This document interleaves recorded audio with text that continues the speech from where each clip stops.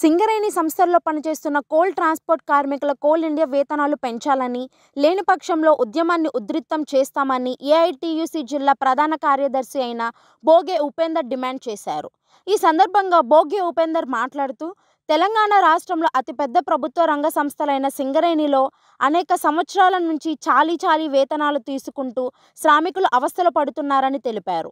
సింగరేణి సంస్థలకు లాభాలు రావడంలోనూ, సింగరేణి సంస్థ అభివృద్ధి చెందడంలోనూ సింగరేణి కోల్ ట్రాన్స్‌పోర్ట్ కార్మికులు అత్యంత కీలక పాత్ర పోషిస్తున్నారని అన్నారు. కార్మికుల చట్టాలు అమలు చేయకపోవడంతో పాటుగా కార్మికులంతా శ్రమ దోపిడీకి గురవుతున్నారని పేర్కొన్నారు.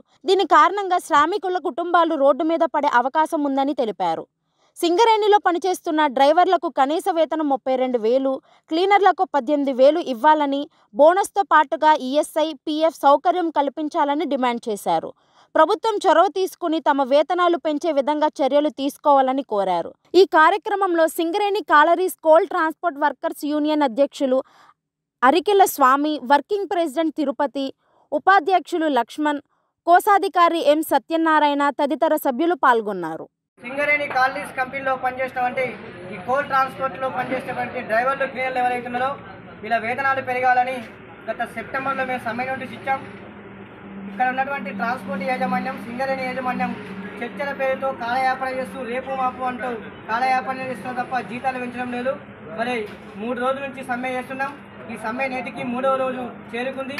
ఈ సందర్భంగా ఇటు సింగరేణి మేనేజ్మెంట్ను, ఇటు ట్రాన్స్పోర్ట్ యాజమాన్యాన్ని ఒక్కటే డిమాండ్ చేస్తున్నాం.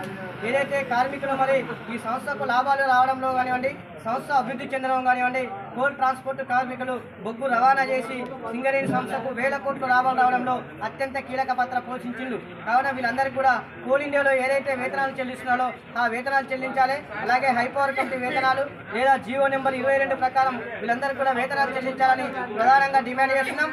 అలాగే వీళ్ళందరికీ కూడా ఈఎస్ఐ, పీఎఫ్ సౌకర్యం, బోనస్, అలాగే ఇన్సెంటివ్, అలాగే ప్రతి సంవత్సరం వీళ్ళకు ఎందుకంటే దసరాకి ఇచ్చారంటే బోనస్ ఏదైతుందో ఇవన్నీ కూడా తదితర హక్కుల సాధన కోసం 14 డిమాండ్లతో మేమంతా కూడా సమ్మె చేస్తున్నాం.